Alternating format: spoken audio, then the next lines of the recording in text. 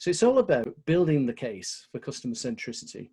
And it doesn't matter whether you're already well into programs in terms of customer service and customer experience, there's always the need to actually validate what we're doing. So though this is aimed primarily at organizations who are just really getting into it and trying to understand it and perhaps have the wrong perception of it, the whole essence of the messaging is that what you can do is you can take these ideas and actually relate them back in your own organization and your own context. So build the case for customer centricity and outside in. What do I mean by outside in? Well, outside in is this perspective of looking through the customer lens back into our organization. Because historically we've inherited a world which has been in industrial age thinking, production mindsets. And I myself, as an industrial engineer, were partly responsible for that as well. But that aside, what this shift in perspective for these organizations that are very successful, and we'll have a look at a few of them in a moment, is to shift the focus to outside in. And that was a theme back in, 10 years ago when I wrote the book called Outside In, which was a storybook for CEOs, effectively. And so it wasn't a great technical book. Some of them have been quite technical. It was a book which focused on the case studies of organizations who'd made this transformation and were beginning back then, 10 or so years ago, to break new ground.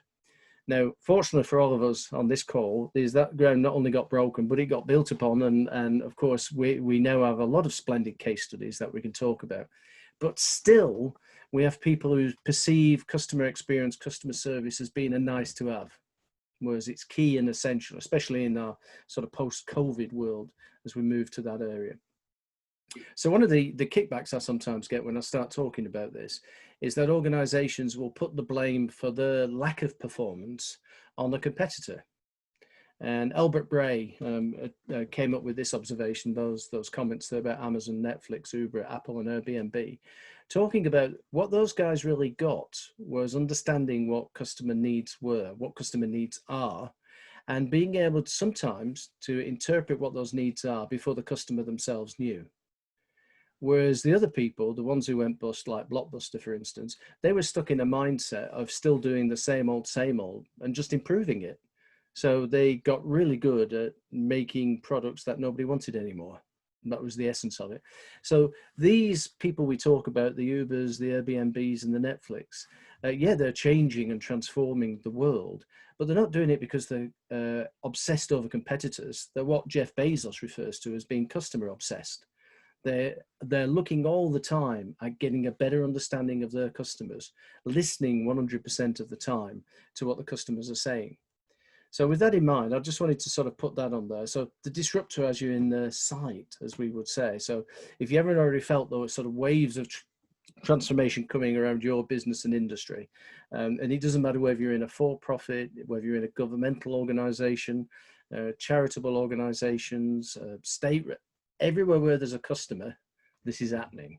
And I'm trying to think of organizations on the planet that don't have a customer. And I don't think there are any. So this is appropriate for everybody. So Amazon, of course, are leading the way, and of course, testimony to the fact that Jeff Bezos is the richest guy on the planet. They must be doing something right, but they're following a set of principles, and we're going to talk about those principles here and now. Some of the guys who've retained my services in the last decade, the last 10 years, I've actually been in business around about 40 years now, so that's obviously way too long. But you'll see some of those, all different parts of the world. Naturally, when I'm talking about examples, I use the ones that I've got direct experience of. If you talk with any of my colleagues across the BP group, then they're going to draw on different experiences. You know, so there's guys like the CX rockstar, James Dawkins, who you've got to get on this show. He's really splendid. He's just hosted today the CX quiz. I mean, talk about bringing a fresh perspective on this stuff, you know, rather than the same old, same old. So naturally, I pick out sort of case studies from some of these organizations that I've closely worked with.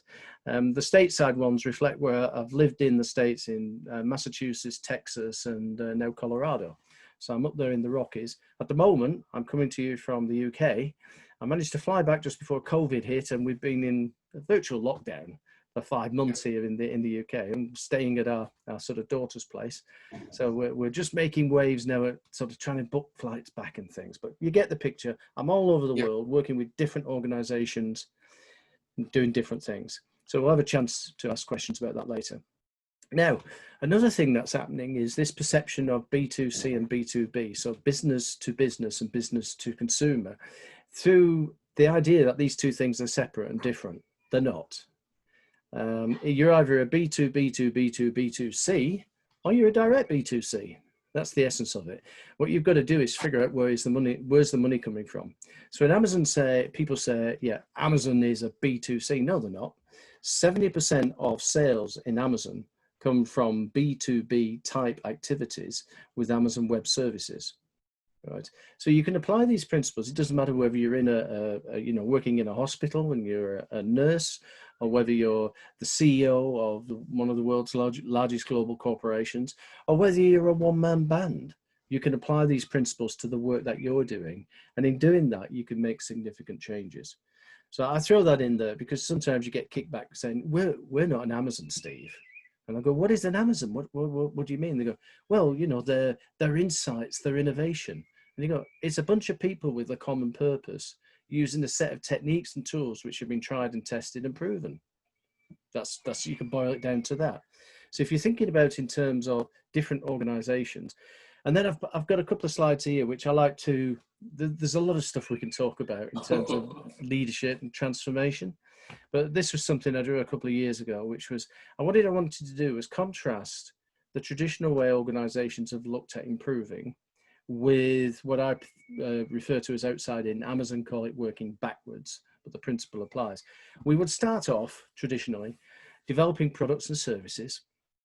We would take those to market, and then we find customers, and we segment customers by circumstance. So where do you live? What's your income? What's your family situation? And so on.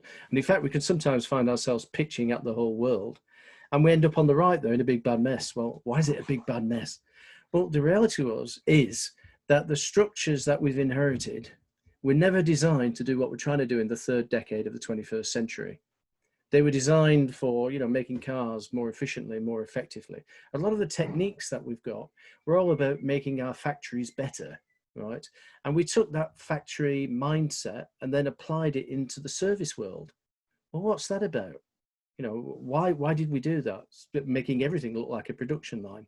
Now, those structures were designed to operate with productivity and efficiency and effectiveness in mind. So if you imagine your traditional silo structure, and we'll have a look at one of those in a minute or two, and then customers changed. You and I became fickle. We became less loyal. We became very choosy. And there is a magnitude of thinking that says customers